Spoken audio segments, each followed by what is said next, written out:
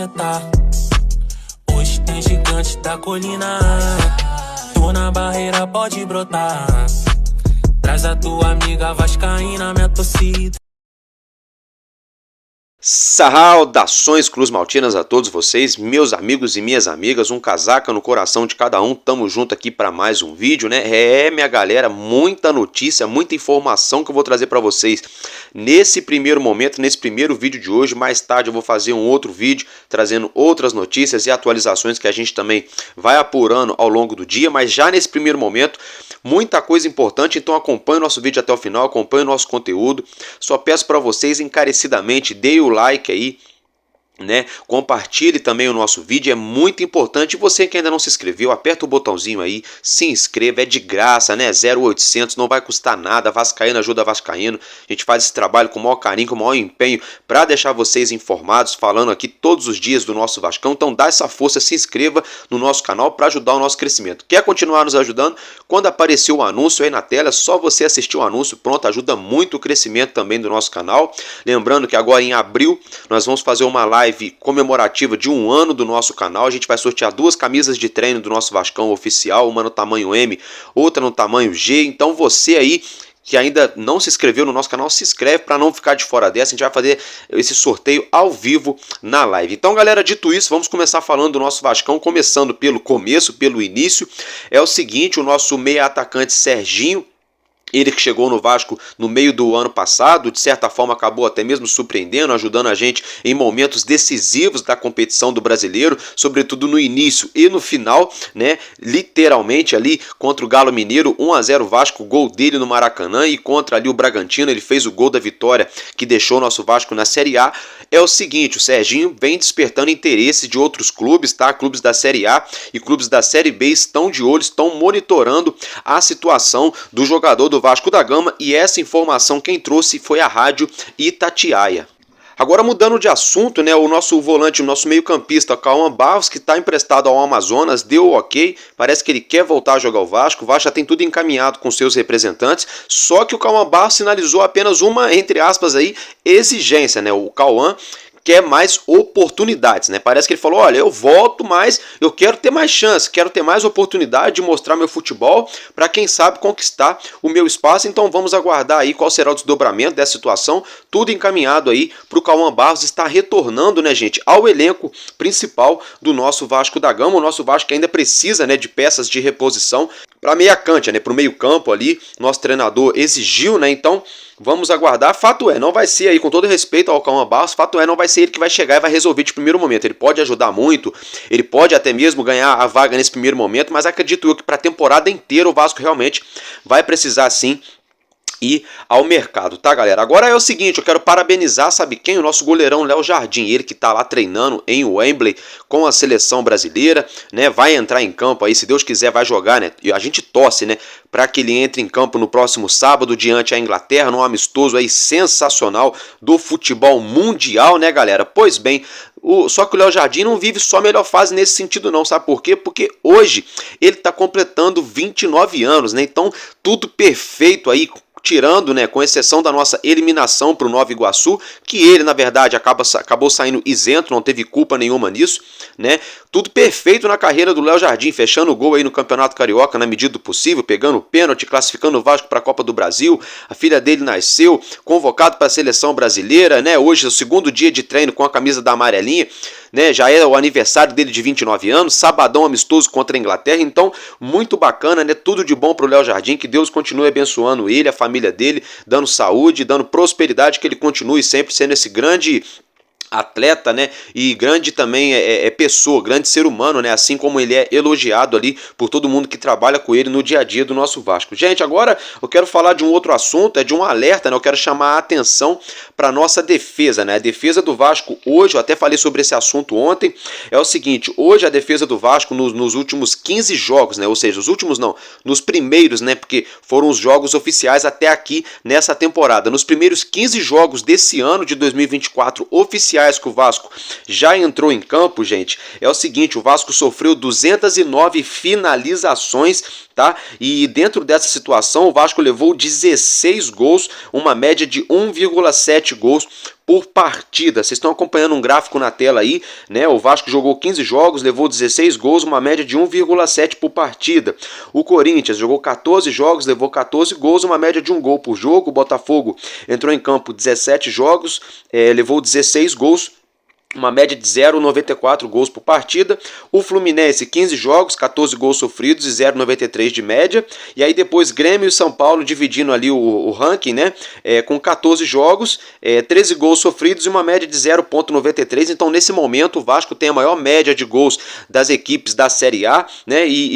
Comparado, portanto, de vezes que entrou em campo. Então é um alerta, né, para o Vasco dar uma melhorada aí, treinar, mudar, não sei. Esse nosso sistema defensivo que parecia ser muito sólido, né? Mas está se mostrando que ainda não está firmado, ainda não está consolidado, né? O nosso sistema defensivo. Gente, agora eu quero mudar de assunto, falar da situação um pouquinho do Maracanã. A dupla que administra um consórcio hoje, né, que é a duplinha ali, Flamenguinho e Fluminensezinho, eles foram notificados, né, no dia de hoje, pelo seguinte, galera, pelo órgãos ali que protegem o direito do consumidor na cidade e no estado do Rio de Janeiro. O que acontece é que o Flamengo e o Fluminense proibiram os torcedores no jogo do Vasco em Nova Iguaçu.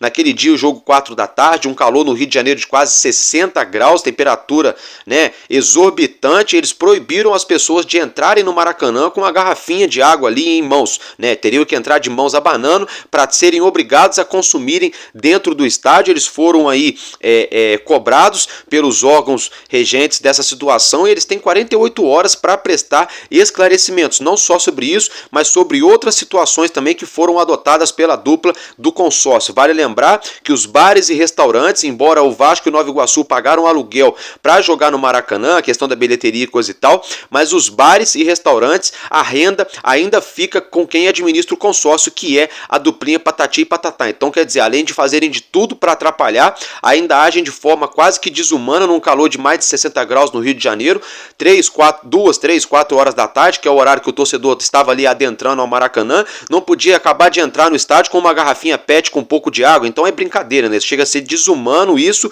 e os órgãos competentes cobraram explicações da duplinha Patati e Patatá e tá mais do que certo, tá, gente? Tá mais do que certo. Agora, gente, é o seguinte, mudando um pouco de assunto, né? O nosso Vasco vai seguir treinando esses 25 dias que o Vasco vai ficar aí sem jogar nenhuma partida oficial até a sua estreia do Campeonato Brasileiro. O Vasco vai fazer uma intertemporada, uma segunda pré-temporada, digamos assim, na última semana ali, na semana que antecede a estreia contra o Grêmio. Dentro dessa situação, o Vasco alveja fazer alguns amistosos, realizar alguns amistosos para manter a equipe com a forma física, com nível de competitividade, enfim, envolvendo essa situação, uma equipe que pode estar entre essas equipes a enfrentar o Vasco nesses próximos amistosos pode ser o Corinthians, tá, gente? Isso mesmo, o Corinthians, time da Série A. Tô vendo gente espantada, tô vendo gente aí fazendo cara de susto quando vê essa notícia. Eu não vejo nada demais. A gente vai jogar uma Série A. Daqui a pouco a gente vai pegar aí 19 times do nível do Corinthians pra cima. Então, assim,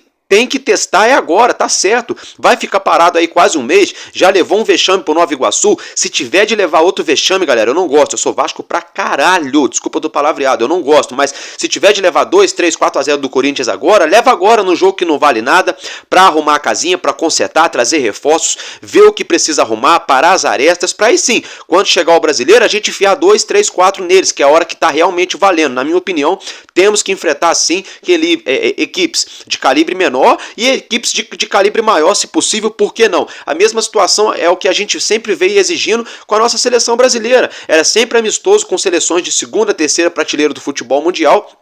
E a gente nunca consegue tirar um parâmetro real da nossa seleção. Agora foram marcados 2 grandes amistosos aí pela frente. O primeiro deles é no próximo sábado contra a Inglaterra. Então a mesma situação é o nosso Vasco. A gente tem que pensar grande, tem que pensar gigante, porque o nosso clube é gigante. Então, na minha opinião, eu achei bacana essa iniciativa aí, dessa possível partida entre Vasco e Corinthians, um amistoso, porque a gente precisa sim testar a nossa equipe. E outra coisa, e aí, exemplo, o Vasco entra em campo contra o Corinthians e ganha o jogo, ganha com folga, 2-1, 3-1, ganha tranquilo ali, entre aspas, também não é oba-oba não, galera, também não é oba-oba, entende? Então, para tudo isso serve um jogo desse tamanho. Então, eu, na minha opinião, eu assino embaixo, eu acho que tem que ser feito esse tipo de amistoso sim, para elevar o nível de competitividade da nossa equipe, do nosso elenco.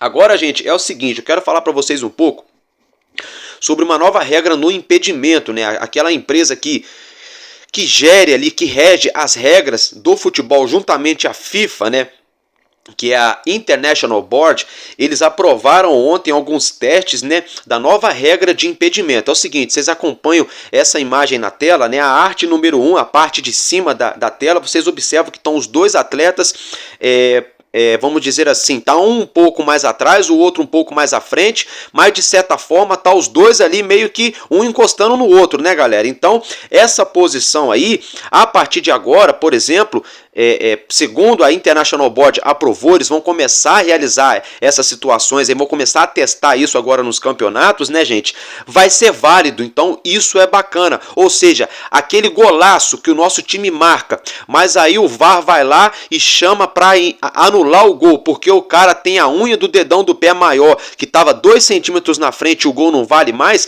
Com essa regra, o gol vai passar a valer. E aí, o que vai ser impedimento, Álvaro Silva? Gente, o impedimento é a parte de baixo da imagem, a figura 2, que vocês observam. O que vai ser impedimento? O atacante, o jogador de ataque, vai ter que estar 100% à frente do jogador de defesa, como vocês acompanham na imagem. A linha vai ser traçada ali, né, no limite dos dois atletas. O atacante tem que estar 100% à frente do último homem de defesa para se caracterizar uma jogada de impedimento, de offside, fora de jogo.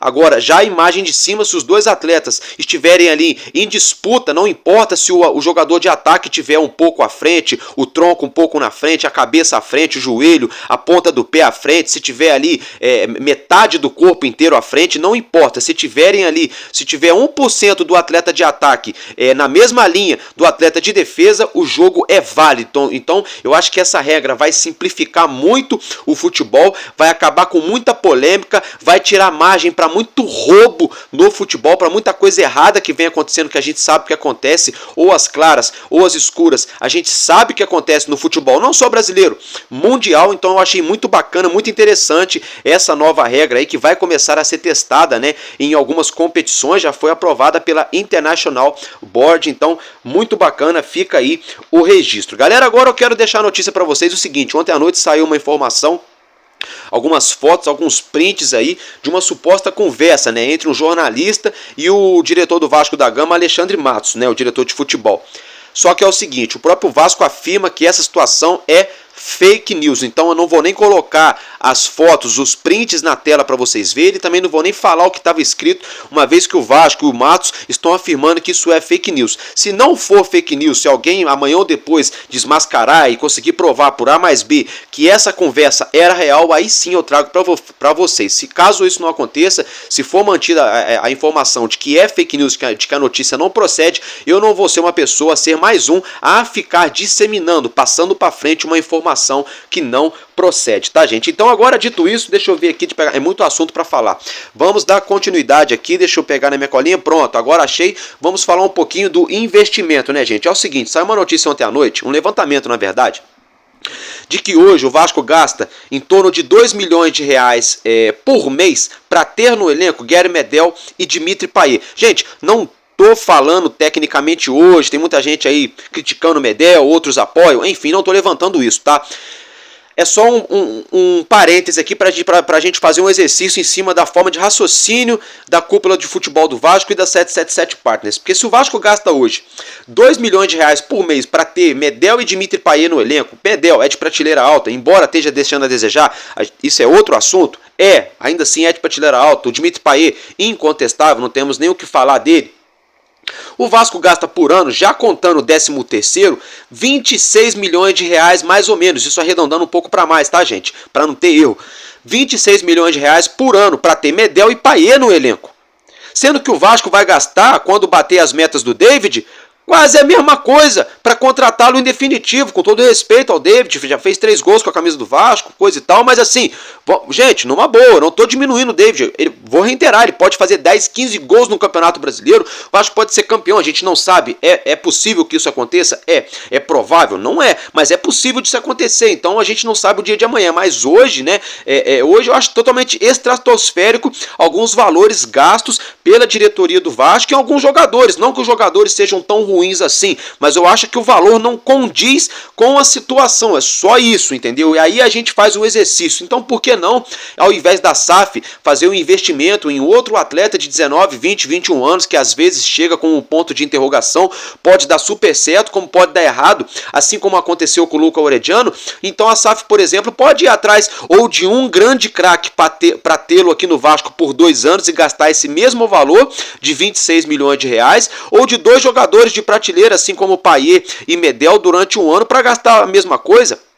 Por que não? Então, assim, são essas coisas que a gente não consegue entender, porque aí, por exemplo, é melhor trazer, por exemplo, 2 jogadores de prateleira e gastar, aí, vamos arredondar para mais, 30 milhões de reais por ano, né? 2 jogadores de alta prateleira, arredondando 30 milhões por ano, do que você trazer aí, contratar 1 ou 2 jogadores por 25 milhões, que vai ser mais um no elenco, que se você botar na balança esse cara que você gastou 20, 25 milhões e um moleque na base de 17, 18, vai ser praticamente a mesma coisa. Então, assim, não concordo com isso. Ainda envolvendo essa situação, a 777 tá putinha, a alta cúpula da 777 estariam insatisfeitos, gente, porque a comissão técnica do Vasco não está utilizando jogadores da base no elenco principal, mas é claro que não. Vocês acham que a gente é bobo, ó, americanos? O Josh Wanner tá achando que a gente é bobo, né, galera? Porque os garotos da base que jogaram bem, que ajudaram o Vasco a ficar na Série A, que tiveram um desempenho, resultado, né, que entregaram performance ano passado, a 777 já fez o favor de vendê-los em um piscar de olho,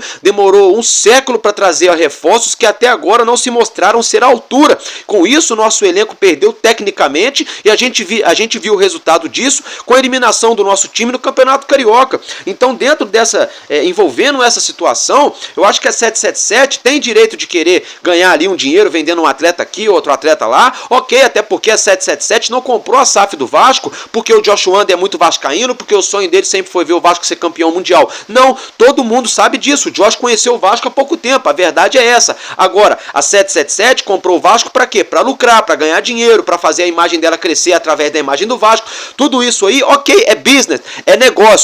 Agora, o que não pode é a 777 só querer lucrar. O lucro faz parte? Faz parte, mas não é só o lucro, que envolve uma SAF de um clube gigante do futebol nacional, se tratando do Brasil, o país do futebol, que é o Vasco da Gama. Então, assim, é muito pouco a exigência da 777 com a entrega da própria 777 para a própria comissão técnica do Vasco, que está insatisfeita com a 777, e muito mais para com nós, torcedores, que somos o consumidor principal. É a gente que mantém de pé todo esse circo que a gente está vendo. É a gente que financia toda essa situação, seja fazendo conta no banco que patrocina o Vasco, seja comprando algum produto de alguma marca que patrocina o Vasco, seja comprando camisa oficial, seja assistindo, nem que for no YouTube, jogo ali pela Cazé TV, assinando pay-per-view, comprando camisa original, indo no estádio ver o jogo. De todas as formas, o torcedor sempre acaba sendo o principal e o maior consumidor,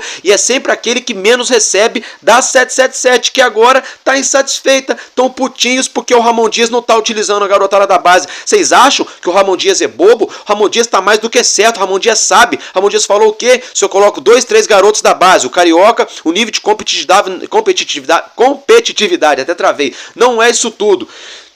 A garotada da base vai lá, se destaca, faz 4, 5 gols no Campeonato Carioca. Os americanos não vão querer me dar nenhum reforço. Aí chega o Brasileirão, quem vai ter que se virar com essa garotada? Quando o pau estiver torando, vai ser eu. E aí depois vai estourar tudo nas minhas costas e nas costas dos meus jogadores. Não, eu quero reforços. É isso que o Ramon Dias está fazendo com a 777. E a 777, por sua vez, fala para ele: não, peraí, pega alguém da base, não é possível. O Peck e o Marlon Gomes eram da base e deram super certo, porque outros não podem dar certo. Ok, podem dar certo e devem dar certo. O investimento nos atletas da base sempre existiu e tem que existir pro bem da saúde do futebol, não só do Vasco, do futebol mundial.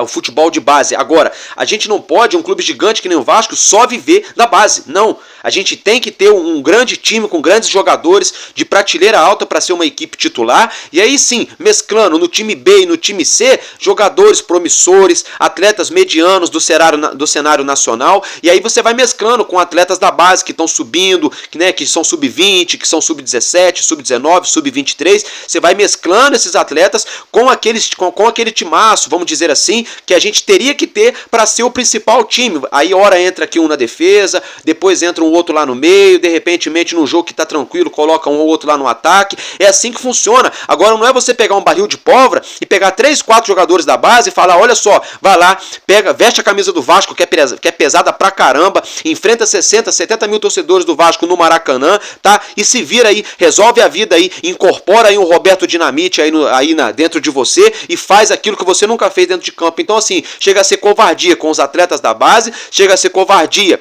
com a comissão técnica e chega a ser covardia para com nós torcedores. Essa é minha opinião. Agora, ainda envolvendo contratação, o ex-meio-campista que já jogou no Vasco em um passado recente, se eu não me engano, acho que foi em 2017, naquele time que tinha Maxi Lopes e Andrés Rios, se eu não me engano, né, o Raul, né, o volante, ele que está lá no Bragantino, não é mais titular absoluto, joga, mas não é mais titular absoluto do Bragantino, teria sido oferecido ao Vasco e até esse momento o Vasco ainda não se movimentou para buscar algo ali, né, envolvendo a contratação do meio campista, né, se eu não me engano, acho que ele é cearense, né, ele que já até mesmo no passado já se declarou torcer para o nosso Vasco. Agora, galera, não vou nem fazer juízo de valor, tá, só vou trazer informação. Agora, mudando de assunto, é o seguinte, segundo aí ontem, o Lucas Pedrosa trouxe a informação pra gente, é de que a SAF já estourou o orçamento, a gente sabe disso, né? A SAF ganhou um pouco mais de 100 milhões vendendo o PEC Marlon Gomes, gastou mais ou menos a mesma quantia com esses jogadores contestáveis, que tá todo mundo aí contestando nesse atual momento, disso todo mundo já sabe, só que é o seguinte, todo mundo sabe também que a SAF não gastou nenhum real a mais. A SAF, a 777, gente, não colocou, o Josh não colocou nem $1, né? O Josh não colocou nenhum dólar do bolso dele aqui no Vasco esse ano, porque o dinheiro que foi gasto pelo Vasco esse ano foi o próprio Vasco que gerou com os atletas da base, que foi o Vasco que gastou dinheiro para revelá-los esses anos todos. A SAF chegou aqui, já pegou eles pronto, né? O Josh Wander não pagou uma garrafinha de água pro Marlon Gomes ou pro Gabriel Peck, não deu uma chuteira para eles quando eles estavam na base, não pagou uma passagem de ônibus para eles irem pro treino quando eles estavam na base do Vasco. Aí chegaram aqui, venderam eles a preço de banana, trouxeram jogadores, entre aspas, contestáveis, que não deixaram a equipe no mesmo nível que a gente terminou o ano passado, né? E aí agora envolvendo essa situação, a gente sabe que o orçamento, entre aspas, já estaria estourado. E a gente sabe também que o aporte da 777 está previsto para entrar só lá em setembro para outubro. Todo mundo sabe disso. E a janela, né, gente, ela de meio de ano abre no dia 10 de julho e fecha no dia 2 de setembro. E curiosamente o aporte está previsto para entrar lá no final de setembro. Engraçado, né? Logo depois que fechou a principal janela do futebol mundial. Dentro dessa situação, o Lucas Pedrosa informou ontem que a SAF vai fazer das tripas corações aí na janela de meio de ano para trazer 2 jogadores de alto escalão, de prateleira, né? Bom, se é verdade a gente não sabe, né? A fonte você já conhece. Agora é o seguinte, se eles fossem minimamente inteligentes, se eles visassem minimamente ganhar alguma coisa, esportivamente falando, para eles no futuro ganharem também, financeiramente falando, com o crescimento do nosso Vasco, se eles usarem a cabeça, esse é o certo. Qual que é o certo? Vou falar mais uma vez. Tentar desfazer o empréstimo do Praxedes com o Bragantino, devolve o Praxedes, traz um outro meio-campo que esteja atuando no futebol nacional nessa janela do dia 1º de abril, vai com os 2 pés na porta lá no São Paulo para tentar trazer o Luciano aqui pro Vasco, né? Aí segura a onda até a janela de meio de ano. Na janela de meio de ano, traz 2 craques aí para chegar a ser titular, né? E resolver a vida pro Vasco. Essa é a minha opinião. Agora, a gente sabe que a 777 ano passado só trouxe jogadores aí de nome, de renome, quando a vaca já tinha praticamente ido pro brejo. A gente só não caiu porque o Ramon Dias fez aquela rotatividade no elenco, ressuscitou um monte de jogador que já era dado como aposentado no nosso elenco e manteve o nosso Vasco na Série A. Do contrário, a história seria totalmente diferente. Então, vamos ter que aguardar os próximos capítulos da novela 771 Partners. Gente, nesse primeiro momento é isso que eu tinha para trazer para vocês. Eu fico por aqui e tamo junto, porque enquanto houver um coração infantil, o nosso Vasco será imortal. Vascaíno desde sempre. Valeu e é nóis. Vasco!